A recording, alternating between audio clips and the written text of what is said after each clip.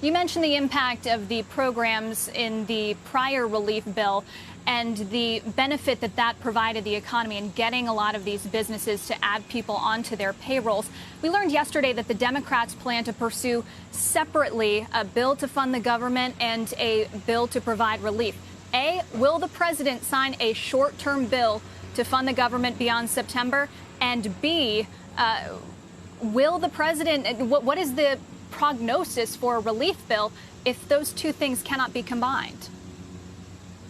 You know, from very early in this pandemic, President Trump made it clear that not only were we going to marshal the full resources of the federal government, the full resources of our economy to meet this moment, to put the health of America first, but he also said we're going to spare no expense to help families and businesses large and small weather the storm of the coronavirus pandemic. And at this point, we've seen more than $4 trillion made available. The agreement reached this week by the Treasury Secretary and our negotiations team to have a continuing resolution to continue to fund the government when the fiscal year runs out at the end of this month means that now we can focus just on another relief bill. And we're continuing to do that in good faith. Look, nobody wants to give direct payments to American families more than President Donald Trump again. I mean, we sent those checks to American families.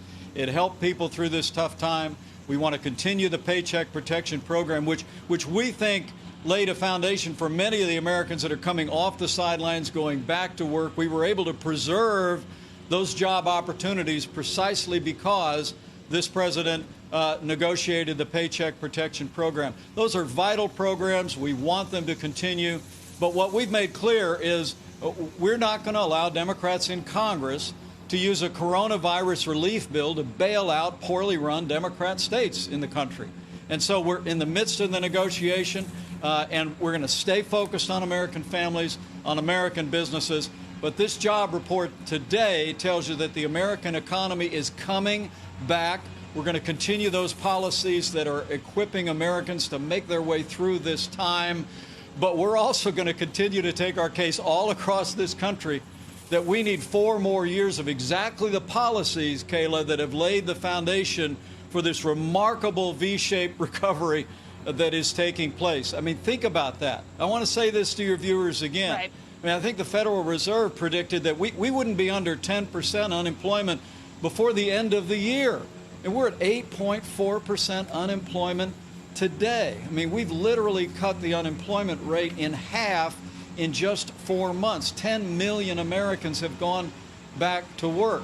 I truly believe that's a testament in part to the relief efforts, but it's mostly a testament to the resilience, strength of the American people, and also the fundamental strength of this economy, which has been growing over the last 3 years, our first 3 years, but on lower taxes, less regulation, more American energy, and free and fair trade. Okay. Joe Biden is in Kenosha, Wisconsin yesterday and was actually bragging about planning to raise taxes on American businesses.